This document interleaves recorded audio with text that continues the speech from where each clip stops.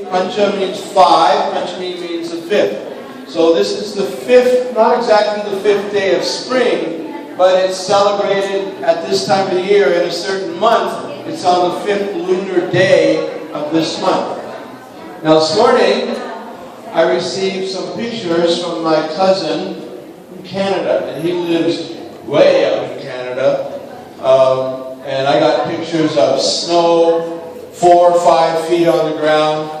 And he's telling me the temperature has been below zero for the last 30 days, and it's not expected to go above zero for another 30 days. And I immediately emailed back to him, we're celebrating spring.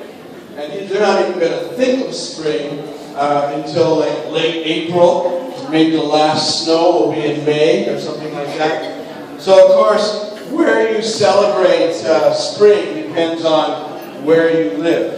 So of course, in India, different parts there, this is actually a harvest festival. It's a celebration of rice and the grains are coming in and so forth. But in other parts, it's the springtime, so totally different season. And it's also celebrated with the veneration and the calling and respects given to Saraswati Devi, who is our goddess in charge of the knowledge and education departments. So this is what we call Saraswati or Vidya, Vidya Devi. Vidya means knowledge and education. Now, it doesn't matter whether you're growing up in the Hindu tradition or in just a general non-Hindu tradition, wherever your families even come from, knowledge and education is very important. And I also noticed that, I see it over here, we have a little thali, a little tray full of rice. And one of the things that Mrs. Sumaharish had the young children doing is had them come up and draw the first letter of the alphabet, or I think they were doing Om.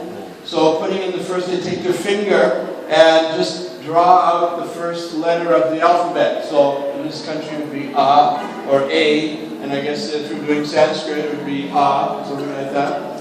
And so this is called Vidya Rambana, beginning education. So this is a good day to start education. Now, I guess most of our children are getting ready for the fancy dress show, which we'll be having just about 1 o'clock. But for our other students here, your parents, I'm assuming Redlands is a very nice university, it's a private university.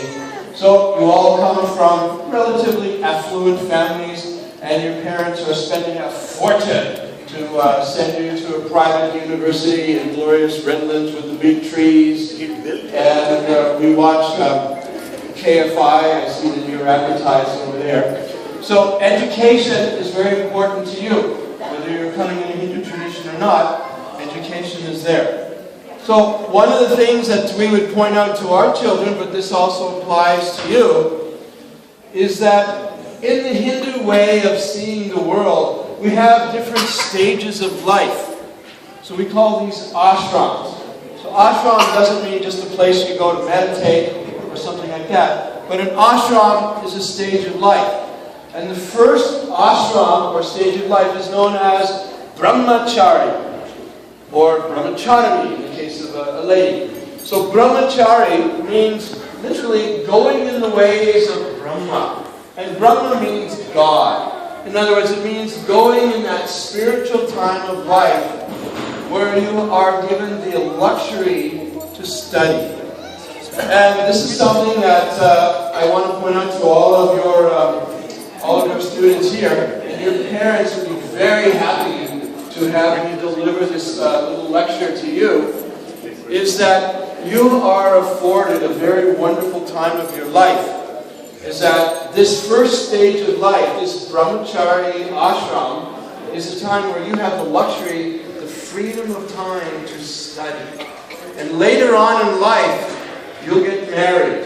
And then you'll have all the burdens and responsibilities and the weights and all the pains of the next stage of life, which is called the grihastha ashram, or the householder stage of life. And when you're married and you have a husband, and husbands are nothing less than just big babies, or if you're a husband and you have a wife, wives are, well, they take a little bit of time too. So your head is like a pot, and you can only put so many things in that pot.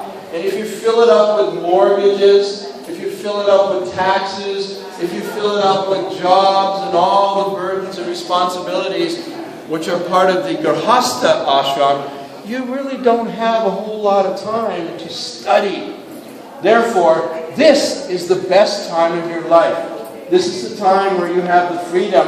More or less your parents are carrying the burden. Or maybe you have loans from the government. The government is carrying the burdens of giving you the time to study. You don't have to pay bills at this time. And therefore, we encourage you to come together and take advantage of this time. Now here, when you can see a little better, you can come around here later on, and you can see here that we have beautiful murti, or sacred image of Saraswati Devi. And she's a goddess, Devi. And in our temples, if you look around, we have devas and devis. So we have male gods, female gods, and each one of them is holding different sort of instruments or things which symbolize what their significance is. So here we have another Devi, Durga Devi, which you can probably see a little better. And even though her chundi is covering up a little bit, she's holding mostly weapons. There's a club, sometimes you see a bow and arrow, there's a special disc weapon. So she has a certain function of giving protection for all of her children, we can say, or for all of her followers. And Saraswati Devi here, you'll see that she has no weapons. So you'll never find the goddess of education and knowledge armed to the hilt with AK-47s and spears and all of those kinds of things that you might need for protection. Instead, you can see that she's carrying over here on one hand, she has an iPad, or it's actually a palm leaf manuscript. Alright, so in the older days, before we had iPads, we had old-fashioned things called books, and even before that we had manuscripts, leaf manuscripts. So she's holding a palm leaf manuscript. That symbolizes education, students. So every single one of you are having pens, you're carrying your books or whatever you have these days. So you're holding that first implement of knowledge. She's also holding a musical instrument. And a musical instrument symbolizes fine arts. And so I'm sure many of you are taking piano lessons, or maybe some of you are taking dance lessons, or harmonium, or singing. So this is all within the purview or the help from Saraswati Devi. She's also holding a rosary, or we call Japamala. She has a string of beads. And the string of beads we would use for reciting the names of God, or saying different prayers, or in the Christian tradition, of course, the rosary is also for prayers. It's a symbol of spirituality.